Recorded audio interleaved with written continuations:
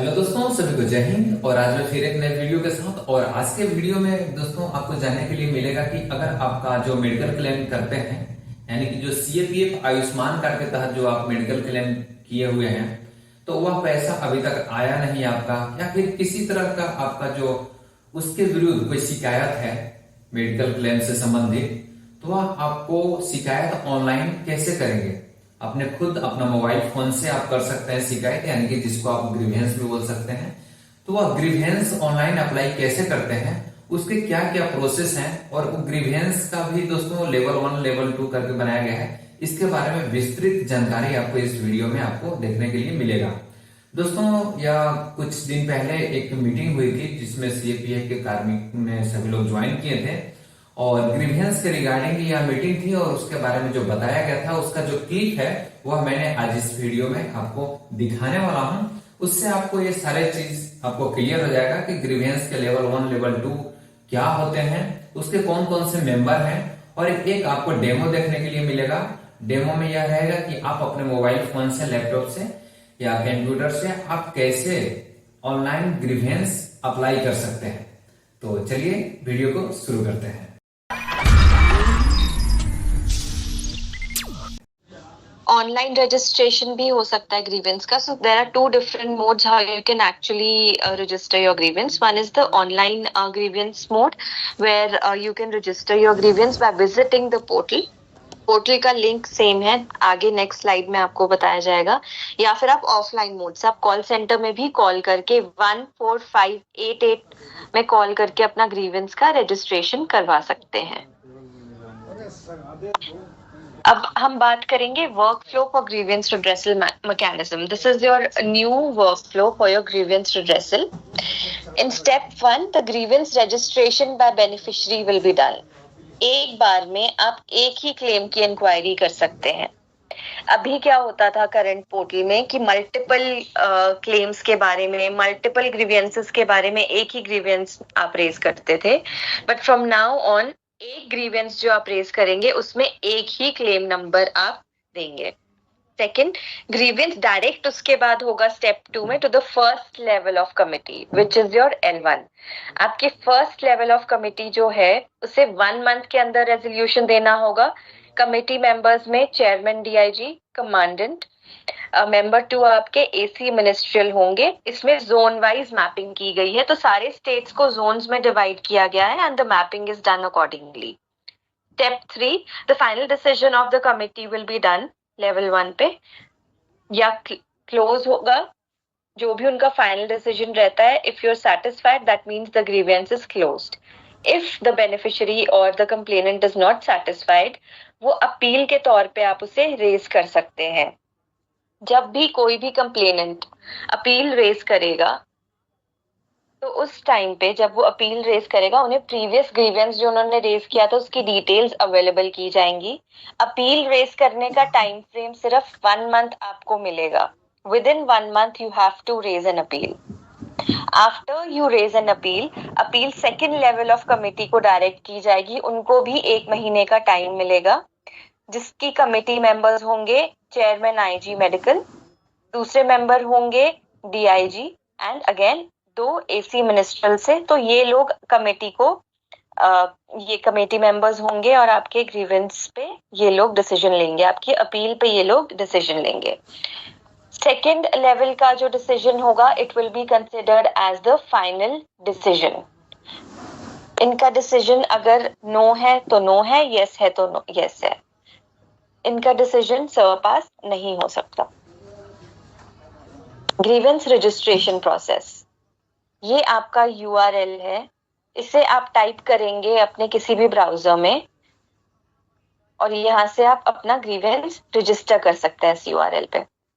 सबसे पहले URL पे क्लिक करने के बाद ये पेज ओपन होगा. यहाँ पे आप रजिस्टर योर ग्रीवेंस कर सकते हैं.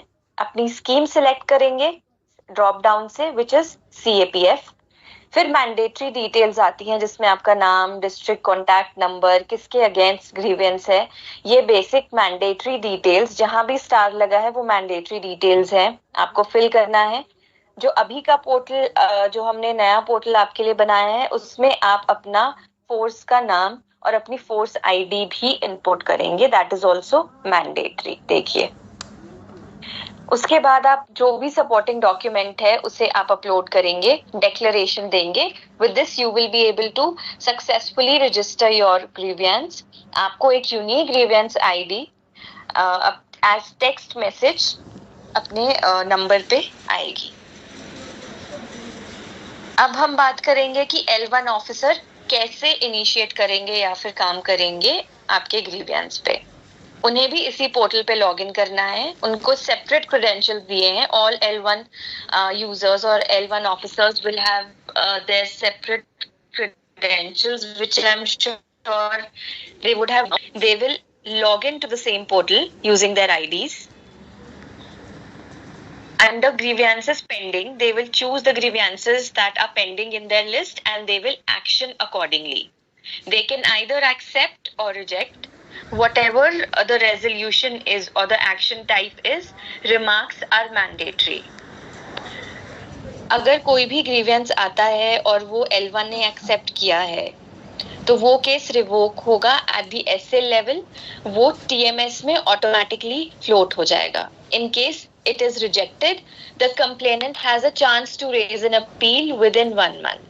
तो जो भी आपका स्टेटस होगा आप 1 month के टाइम फ्रेम में as a complainant ट्रैक कर सकते हैं in the CGRMS portal, and as L1 this is the place where you have to action as accepted or rejected. With this final decision आपका जो भी है यहाँ पे होने के बाद ये एक बॉक्स आएगा where you are going to choose OK if you have given your final decision and the grievance will be closed. If the case or the grievance is rejected, appeal raise कर सकते हैं आप as a complainant. तो क्या होगा जब grievance reject होगा by CAPF level 1 nodal officer, as a beneficiary आप अपना grievance track करेंगे, देखेंगे रेजोल्यूशन आपको रिजेक्टेड दिया है। यहाँ पे क्लिक करने के बाद ये मैसेज आएगा। एज अ कंप्लेनेंट आप इस पे क्लिक करेंगे और आपको ये फीडबैक पेज पे लेके जाएगा। आप अगर नो देंगे तो आपका ग्रीवेंस रीओपन हो जाएगा in the form of an appeal और आपका एक ग्रीवेंस आईडी भी जनरेट हो जाएगा। So this was the process for L1 and your appeal. Now working on a grievance as L2, so I would rather say it as an appeal. Same आप अपने login credentials से as a L2 officer login करेंगे। Under grievances pending आपका जो work list है वहाँ पे आपका grievance show होगा, उसे आप click करेंगे।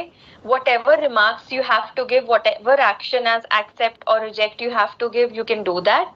आपके acceptance या rejection का जो भी है, अगर reject होगा then you have to give your remarks. Accept होगा again same process कि वो claim reopen हो जाएगा to the same sanctioning authority. In case the action type is reject, you have to put in the remarks for sure, whatever the remarks you may feel are adequate or correct. And if the grievance or the appeal is rejected at L2 level, so this is the message that will be you will get on the screen. Once the case is closed at L2 level, the grievance cannot be reopened. उसके बाद as a complainant अगर L2 ने भी आपकी appeal भी reject कर दी है तो grievance दोबारा से reopen नहीं हो सकता। अपील और grievance दोनों को रिजॉल्व करने का टाइम फ्रेम 1 मंथ है। एक ग्रीवेंस रेज करना दिखा रहा हूँ।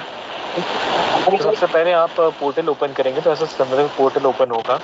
यहाँ पे आपको क्लिक करना है रजिस्टर योर ग्रीवेंस पे।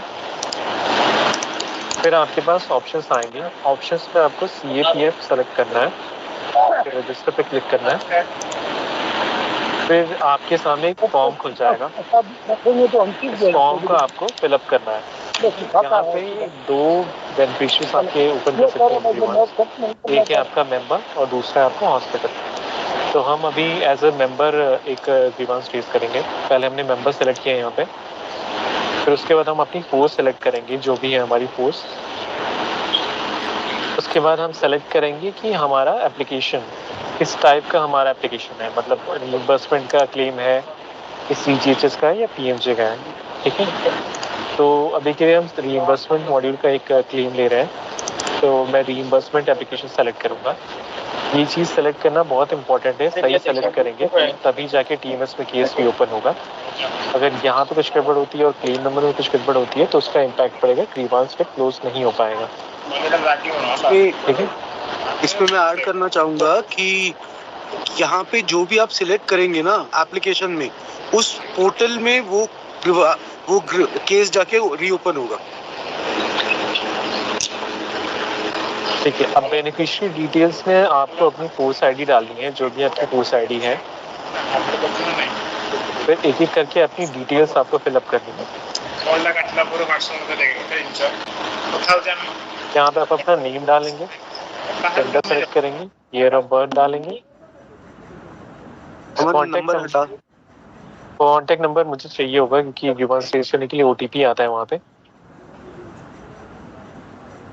और फिलहाल के लिए हम असम स्टेट में एक ग्रीवांस रेज कर रहे हैं क्योंकि हमने लेवल 1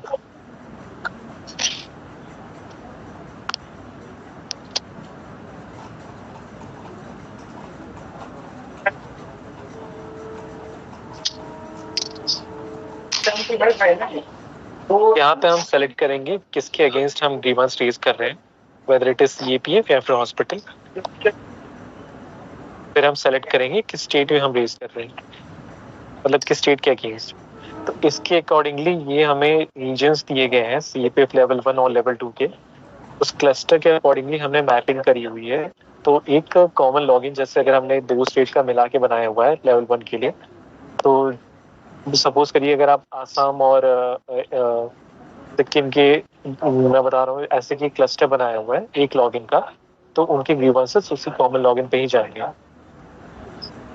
फिर यहाँ पे हम नेचर ऑफ ग्रीवांस सेलेक्ट करेंगे, जो भी हमारा ग्रीवांस टाइप है, और फिर ये केस नंबर एंटर करेंगे हम। केस नंबर करेक्ट एंटर करना बहुत इंपॉर्टेंट है, अगर कोई भी इसमें गड़बड़ होगी तो फिर हमारा ग्रीवांस क्लोज नहीं हो पाएगा।